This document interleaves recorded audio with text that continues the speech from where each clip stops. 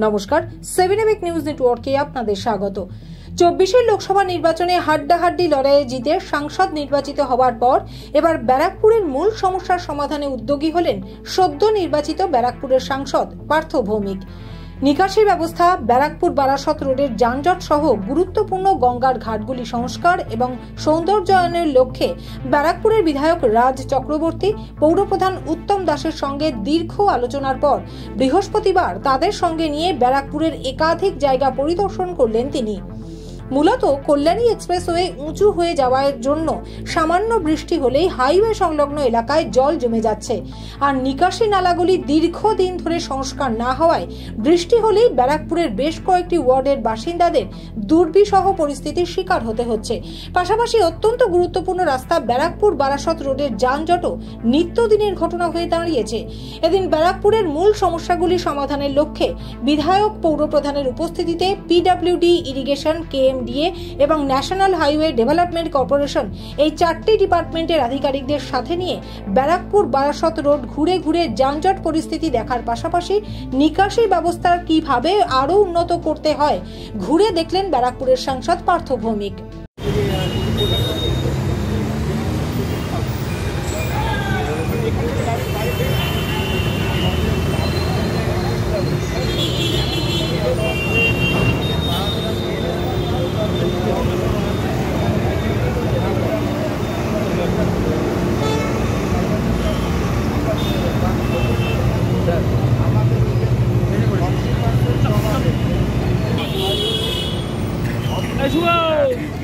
Counter করা যায় counter করে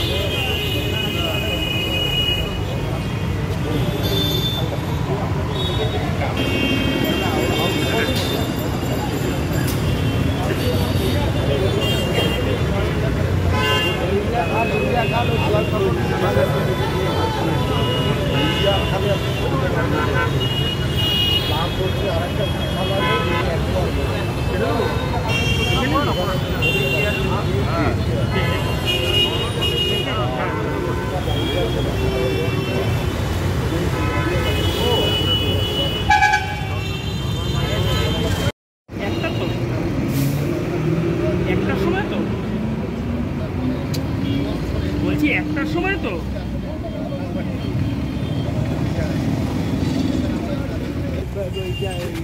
রিলের এখানটা অব্দি ওটা ছিল না আগে, তাহলে রিল দরজা যাবেন নির্মলদা কি হবে বলতে এবার এই সাইড আর ওই হ্যাঁ ওই অব্দি জমি কোথায় আপনি আগে থাকবেন, আপনি যেখানে গাড়ি দাঁড় করিয়ে আমি আপনার জেনে নেই ভুল কোনটাকে রয়েছে। আরে দাঁড়াও না, কেন কথা বলছো? কথা না বললে তোমার সময় আমি অসুবিধা করছি। জানালেন 25-এর দুর্গাপুজো ব্যারাকপুরের মানুষ আনন্দ সহকারে দেখতে পাবে। মাননীয় মুখ্যমন্ত্রী সবসময় ডেভেলপমেন্টের কথা বলে। আজকে ব্যারাকপুরের বিধায়ক রাজ চক্রবর্তী এবং ব্যারাকপুর মিউনিসিপ্যালিটির চেয়ারম্যান উত্তম দাস, তাদের সাথে এর আগেও আমাদের দীর্ঘ আলোচনা হয়েছিল যে ব্যারাকপুরের মূল সমস্যাগুলো কী। তারই পরিপ্রেক্ষিতে আজকে পিডব্লিউডি, ইরিগেশন, কেএমডিএ এবং ন্যাশনাল হাইওয়ে 4টে ডিপার্টমেন্টের লোকই এসেছিল। তারা একটা জায়গায় বসে আমরা একটা ব্লু প্রিন্ট তৈরি করলাম যে কোন পথে এই সমস্যার সমাধান হওয়া সম্ভব। এখন আমাদের হাতে তো আলাদিনের আশ্চর্য প্রদীপ নেই যে আজকে আলোচনা হলো আর কালকে হয়ে যাবে, কিন্তু আমি নিশ্চিতভাবে এটা বিশ্বাস করি যে 2025-এর দুর্গাপুজো ব্যারাকপুরের মানুষ আনন্দ সহকারে দেখতে পারবে। গঙ্গার ঘাট নিয়েও আপনি পরিদর্শন করলেন এবং বেশ কিছু বিষয় নিয়ে আলোচনা করলেন। না, মূলত ব্যারাকপুরের এই যে রানী রাসমণি ঘাট, এর একটা আপনারা দেখেছেন, এর একটা হেরিটেজ লুক আছে। আর এখানকার পুরনো দিনের মানুষরা এনাকে এই ঘাটটাকে বলে বেনারসি ঘাট। এর আধুনিক নামকরণ হচ্ছে রানী রাসমণি ঘাট, কিন্তু এটার পুরনো যারা মানুষ, বয়স্ক মানুষ, তারা এটাকে বলে বেনারসি ঘাট। এর একটা হেরিটেজ লুক আছে। এখানে অলরেডি একটা ক্রিমিটেরিয়াম আছে, দ্বিতীয় ক্রিমিটেরিয়ামের কাজ ববি হাকিমের নেতৃত্বে এখানে ব্যারাকপুরে হচ্ছে। এই এলাকাটার একটা সৌন্দর্যায়ন, বিউটিফিকেশান, মানুষ যাতে এসে শান্তিতে বসতে পারে, কারণ একটা দুঃখ নিয়ে আসে তো তাদের একটা বসার জায়গা, প্লাস গঙ্গার ঘাটটাকে আমরা এমনভাবে এখানে সাজাতে চাই যে কোনো মানুষ যারা নির্জনতা পছন্দ করেন, অনেক বয়স্ক মানুষ আছেন, অনেক লেখক আছেন, অনেক সাহিত্যিক আছেন, তাদের জন্য এটা একটা ভালো পরিবেশ হবে।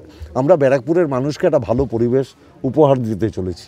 ব্যারাকপুর থেকে সুফল মজুমদারের রিপোর্ট, 7 এবেক নিউজ নেটওয়ার্ক। আরো বিভিন্ন খবরের আপডেট জানতে হলে অবশ্যই সাবস্ক্রাইব করুন 7 এবেক নিউজ নেটওয়ার্ক চ্যানেলটি, কারণ আপনাদের একটা সাবস্ক্রিপশন আমাদের কাছে অত্যন্ত মূল্যবান। জয় হিন্দ।